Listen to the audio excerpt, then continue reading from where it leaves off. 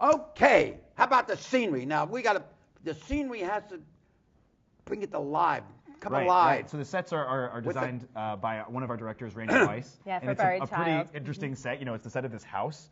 Not to give too much away, but it's going to rain in the play. Oh, there's so many beautiful design elements. And at one point, Sound I'm going to cut through a screen the lighting, door. the whole bit. Everything's going to be great. And the other great thing about Iron Age Theater, and a lot of theaters that both of us have worked at, both in the city and sort of all over the tri-state area, is that it's very intimate.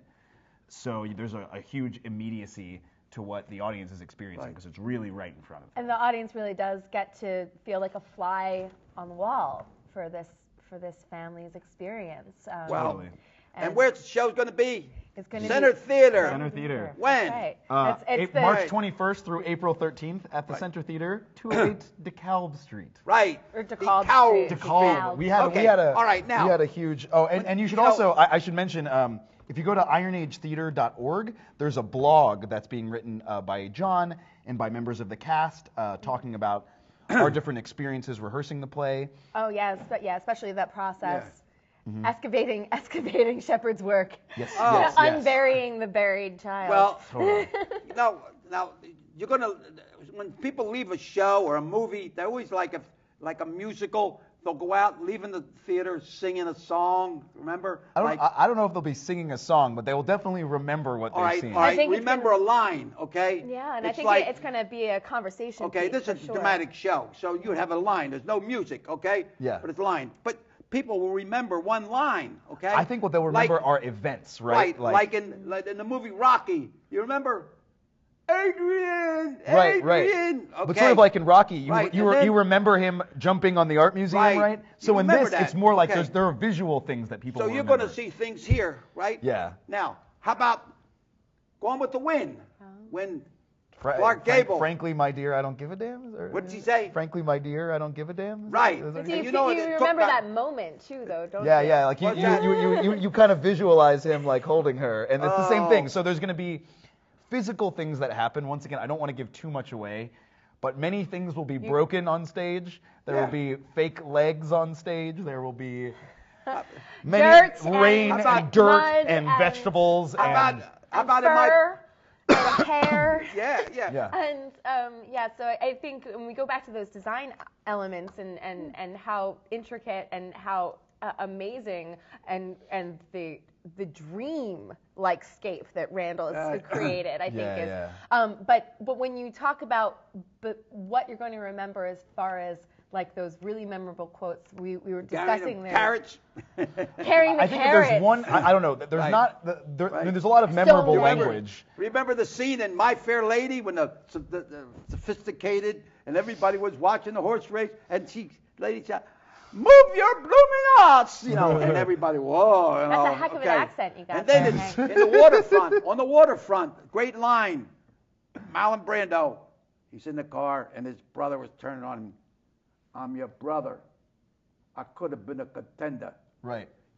I think there's going to be so many moments like this. Now, I want you to, when the people come to see this show, listen. It's good about wackos, and everybody knows wackos. They're all over the place. It's about family. It's about the American dream. This is good. And that attempt to connect even through that you keep calling it wacko.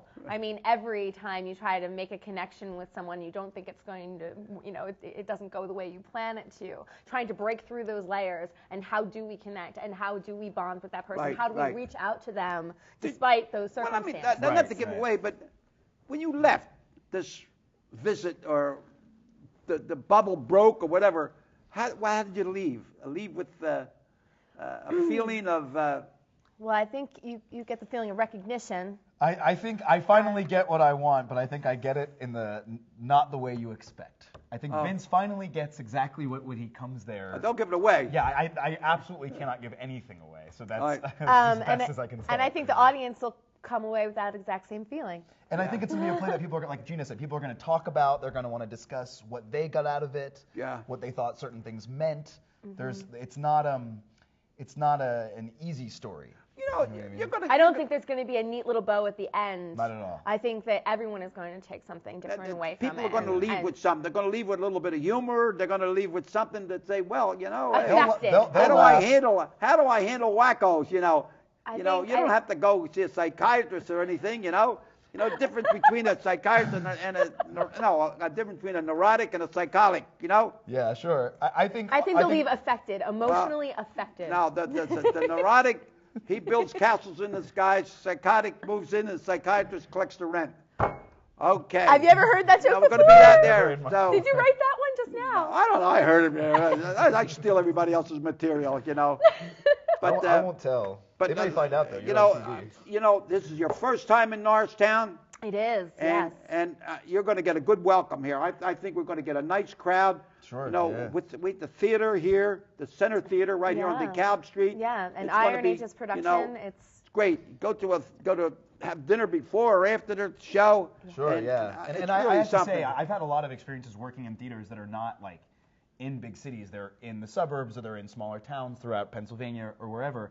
And I really, really like those audiences a lot. Right. I feel like I love when the community comes out and supports this work, and I think this work's really important. It's a more unique experience for them, and they're supportive and they tend to enjoy it, and you get to form better relationships with them because they're people who live around, and I really love that, and so I feel like this is going to be a really unique experience for those people. Well, I like it. I love being able to connect with those audiences after the show too, and really hear what their reactions. I don't know. My background. I'm a former police officer. In Norristown, and working in the I'm like looking at all the pictures. So I know a little bit about dealing with wackos. And this way you learn everything. You can learn something from a movie. You can learn something from a play. Sure. You can learn a conversation from a person. I used to love when I walked the beat, maybe 2, 3 o'clock in the morning. The guy would stand there walking, he had a half a load on or something, and I would stop and talk to him, and I was surprised how I would get some knowledge from him. The one guy would show me. Everyone's got a story. He was always drunk, He's always drunk. And I said, well, where are you from? Well, that's Hank, I would love to see how you would have dealt with this. Dave Biebert's role as Dodge, he deals with a lot of those challenges with alcohol. Alcoholism it definitely is prevalent within this family, and you'll see glimpses of that too, and how that's dealt with. Yeah, and this was all alcohol. No drugs or anything like that. Not in this not as play, far as we no, know. But not that comes to light during the production itself. A little bit of wine. But mostly whiskey. Yeah, whiskey. Mostly Whiskey is the drink of choice in this play. play. Well, the wine. But, the wine seems too classy for this play. I'd be happy to join you for a glass after the show. The wine. I'll drink wine. But, for sure. The wine gladdens your heart and mellows your mind. No. That's Vino Veritas. That's not a wine commercial. In wine, there's truth, I think. Yeah, but I whiskey, would say there is the show starts at 8 o'clock. Different, and sadder truth. It's really dramatic, right? And it's dramatic. It's funny. How often you practice or rehearse on this? We rehearse about 5 days a week. No kidding. Yeah, for 4 or 5 hour chunks, and it's a very challenging play, as we said earlier. What are you doing in sections? We work on little sections at a time, and there's a lot to talk about in this play, and a lot of figuring out. And I'll be the first to admit that sometimes because it's such a difficult play, I've gotten frustrated, and other cast members have been frustrated. Right. But what's great is we've been able to come to certain solutions together. And really support each other through the challenges that each of us are facing. Everybody's been really nice whenever I'm like, I don't know what I'm talking about. Everybody's like, dude, it's okay. Let's figure this out. Luke Moyer, who plays Bradley, he's very intellectual. He is happy to sit down and talk about things, iron certain things out, because a lot of it can be very cerebral. And I think Chuck Beisel is a very visceral actor, and I think so. Me and him are having the same problems, because we're both like, no, I don't want to know the cerebral stuff. I need to know just what's happening on the most simple level, and sometimes that's really hard to figure out. Really get down to the physical. There's another song. When you go see, I remember I was in New York. I was a professional boxer. I lived in New York, and a lot of show people in the same office where my manager was, and I saw Oklahoma. Now, I saw the show. I'm 90 years old. I'm 90 years old, and I was 40, 50 years ago. And I remember, oh, what a beautiful morning. Oh, what a beautiful What? I day. hope Wait, that wait, you can well- sing that after Hey! the show. Yeah, That's when what I you hope. come I hope opening so. night on March 21st or any time between We're March gonna be there. 21st and the 13th of April, and you can come in singing and you can I'll leave. be there. I'll be there. I'll be there. Yeah. Okay. You'll be the Ladies only and one. gentlemen, thanks a lot for allowing us to come into your home. And let me tell you, this is a good show. Show business in Norristown. We got it moved. The John Doyle and a lot of other and Randall Weiss and my yeah, buddies here. everyone over great, at great, Irony. great show. Yeah, So INA let's Theater. help Norristown grow. Theater, food. Okay. Okay. Until we meet again, keep bobbing and weaving, left hand high, stick and move, and keep your trunks off the canvas. Okay. And for my Hispanic friends, adios amigos.